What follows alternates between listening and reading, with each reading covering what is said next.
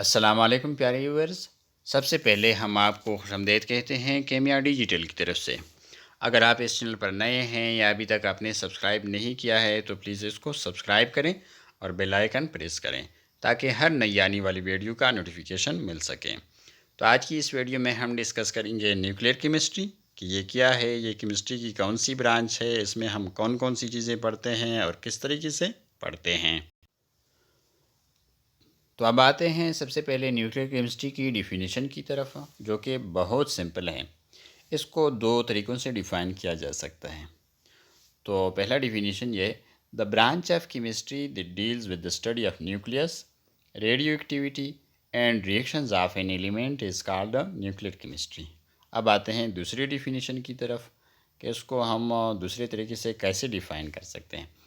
The branch of chemistry that deals with the study of nucleus, changes occurring in the nucleus, properties of the nucleus, properties of the particles present inside the nucleus, and emission or absorption of the radiations from the nucleus is called a nuclear chemistry।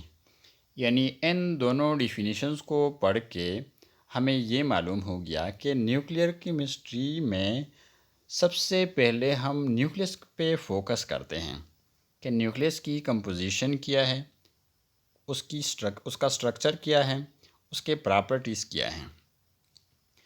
इसके बाद हम उस nucleus के radio activity को study करेंगे कि वो कितना रेडियो एक्टिव है, क्या वो रेडियो एक्टिव है या नहीं है, उसकी रेडियो एक्टिविटी कितनी है। और इसके बाद आखिर में उसके रिएक्शंस के बारे में पढ़ेंगे कि वो किस किस्म के रिएक्शंस में हिस्सा ले सकता है और उस न्यूक्लियस में किस किस्म के चेंजेस आ सकते हैं।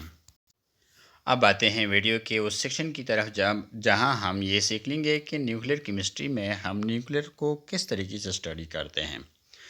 तो न्यूक्लियर केमिस्ट्री में सबसे पहले हम किसी एटम या एलिमेंट के न्यूक्लियस को लेंगे, फिर उसकी कंपोजिशन, स्ट्रक्चर, प्रॉपर्टीज़ को फाइंड आउट करेंगे कि उसकी कंपोजिशन क्या है, उसकी प्रॉपर्टीज़ क्या हैं, उसका स्ट्रक्चर क्या है और उसमें कौन कौन से पार्टिकल्स मौजूद हैं, किस किस्म के पार्टिकल्स मौजूद हैं, उन पार्टिकल्स की प्रॉपर्टी क्या है, वो कितनी तादाद में मौजूद हैं। अब हम न्यूक्लियस को स्टडी करते हुए अगर हमें पता चल गया कि इस न्यूक्लियस के अंदर एक्स्ट्रा प्रोटॉन या एक्स्ट्रा न्यूट्रॉन मौजूद हैं, तो यही न्यूक्लियस जो है ये न्यूक्लियर केमिस्ट्री में बहुत ज़्यादा अहमियत का हामिल है, क्योंकि इन एक्स्ट्रा प्रोटॉन और एक्स्ट्रा न्यूट्रॉन की वजह से इस न्यूक्लियस को एक यूनिक प्रॉपर्टी मिलने वाली है जिसको हम रेडियो एक्टिविटी का नाम देते हैं। तो अब आते हैं रेडियो एक्टिविटी की तरफ, उस न्यूक्लियस के रेडियो एक्टिविटी की तरफ। सबसे पहले हम रेडियो एक्टिविटी को डिफ़ाइन करेंगे कि रेडियो एक्टिविटी क्या है, क्या ये एक प्रोसेस है, ये एक खासियत है, क्या है इसको। तो चलो डिफ़ाइन करते हैं। Radioactivity means the property of an element due to which it emits radiations in the form of heat or rays or light because of the extra neutrons in the nucleus। Radio activity किसी atom या element की वो property है, वो खासियत है जिसकी वजह से ये रेडिएशंस खारिज करता है, हीट की सूरत में या रेज़ की सूरत में वगैरह वगैरह। और वो क्यों खारिज करता है रेडिएशंस? क्योंकि उसमें एक्स्ट्रा न्यूट्रॉन्स मौजूद हैं, उन एक्स्ट्रा न्यूट्रॉन्स की वजह से वो रेडिएशंस खारिज करता है। इसी वजह से ये न्यूक्लियस न्यूक्लियर केमिस्ट्री में स्टडी हो रही है। इसी वजह से ये न्यूक्लियस न्यूक्लियर केमिस्ट्री में बहुत बड़ी अहमियत का हामिल है। तो बस रेडियो एक्टिविटी को पढ़ती हुए इसके बाद हम इस न्यूक्लियस के स्टेबिलिटी को स्टडी करेंगे कि ये न्यूक्लियस कितना स्टेबल हो सकता है, कम स्टेबल है, ज़्यादा स्टेबल है। इसके हाफ़ लाइफ टाइम को स्टडी करेंगे, इसका हाफ़ लाइफ टाइम ज़्यादा है या कम है। अब how much they are radioactive, कि वो कितना रेडियो एक्टिव है, कितना स्टेबल है और वो कितनी एनर्जी देने वाली है।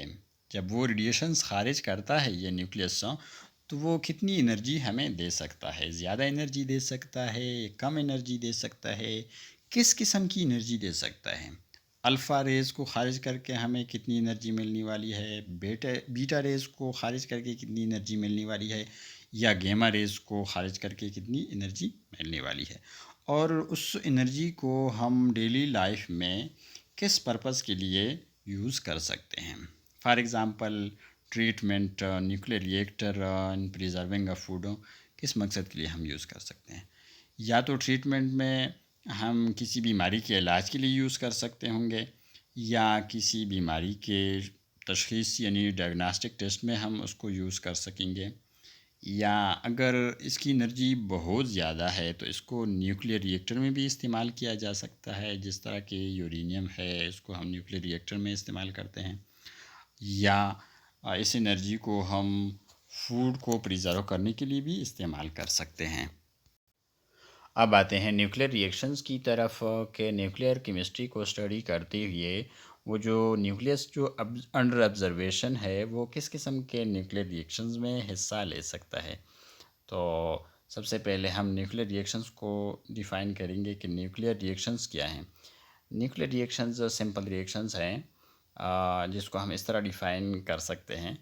A nuclear reaction is a process, a reaction in which two nuclei are a nucleus and an external subatomic particles collide to produce one or more nuclides। यानी न्यूक्लियर केमिस्ट्री में nuclear reaction एक process है, एक reaction है, एक अमल है जिसमें दो न्यूक्लियाई आपस में मिलकर एक न्यूक्लियस बनाता है, या कोई एक न्यूक्लियस किसी एक्सटर्नल सब एटॉमिक पार्टिकल्स की वजह से डिवाइड होके दो या दो से ज़्यादा न्यूक्लियाइड्स बनाते हैं।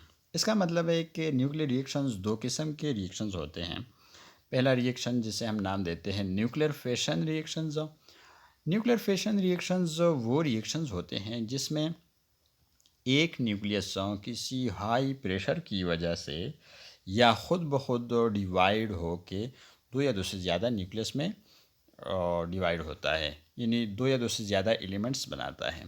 और दूसरा जो रिएक्शन है उसका नाम है न्यूक्लियर फिशन रिएक्शन, यानी nuclear fusion reaction. Nuclear fusion reactions ऐसे रिएक्शंस होते हैं जिसमें दो या दो से ज़्यादा न्यूक्लियस यानी एलिमेंट्स, रेडियो एक्टिव एलिमेंट्स आपस में मिलकर एक नया रेडियो एक्टिव एलिमेंट, एक नया रेडियो एक्टिव न्यूक्लियस बनाता है, जिसको हम आगे डेली लाइफ में मुख्तलिफ़ मकासद के लिए यूज़ कर सकते हैं। तो ये हो गई न्यूक्लियर केमिस्ट्री जिसको अभी हमने डिस्कस किया। मैं भी आपको ये कुछ हेल्प दे दें। तो अब आते हैं वीडियो के सेल्फ असेसमेंट के सेक्शन की तरफ, जिसमें एक क्वेश्चन दिया गया है कि discuss the uranium atom and nuclear chemistry and comment section, यानी कमेंट सेक्शन में यूरेनियम एटम को न्यूक्लियर केमिस्ट्री में आप किस तरह स्टडी करेंगे ये डिस्कस करें। और आखिर में अगर आप इस वीडियो से मुतमईन हैं तो प्लीज़ लाइक कीजिए और शेयर कीजिए। और सबसे आखिर में वीडियो देखने का बहुत बहुत शुक्रिया। अगर आप इस चैनल पर नए हैं या अभी तक आपने सब्सक्राइब नहीं किया है तो प्लीज़ इसको सब्सक्राइब करें और बेल आइकन प्रेस करें ताकि हर नई आने वाली वीडियो का नोटिफिकेशन मिल सके।